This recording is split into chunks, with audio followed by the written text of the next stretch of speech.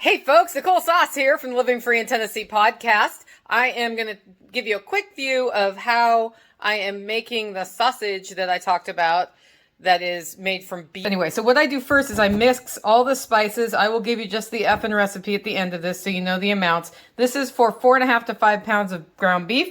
Over here, I have two 2-pound rolls that when I weighed them were really more than that. So that's the way I usually do it, is with these. I like to get all my spices measured out and into a bowl before I start, just so that I can put the glove on and not have to take a glove off. I prefer mixing with a glove on. It just makes it a lot more pleasant and I don't get stuff under my nails.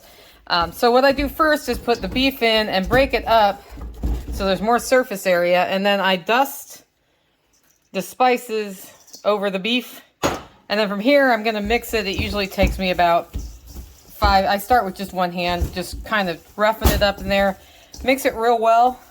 If I had a meat mixer, I would use that at this point. I just don't have one. I just have my hands. One way I like to, mix the sausage is to use my fist and punch down and make it kind of flat in the bowl, like this. Easier to do with 2 hands, but I'm holding the phone. And then I fold it.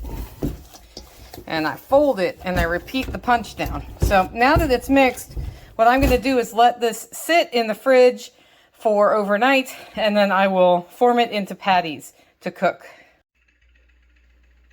And now it's time for just the effing recipe. Start with 4.5 to 5 pounds of ground beef. To that, you add 5 teaspoons of salt, 7.5 teaspoons or 3 grams of ground sage. You're going to want to weigh this because that number can vary vastly. You want to put in 1 full teaspoon of fresh ground nutmeg, 2 teaspoons of black pepper, and then you're going to add 2 teaspoons of ground garlic, and you're going to add 1 teaspoon of red pepper, like hot red pepper or paprika or whatever level of flavor infusion you want to have. What I do is I mix the spices beforehand. I get the beef out, break it up, sprinkle it over, and mix it in with my hands. Put it in the fridge overnight, then form it into patties and cook the breakfast sausage. Of course, you can put these onto a tray and freeze them and save them for later as well. And then you just cook them like normal sausage. You know what?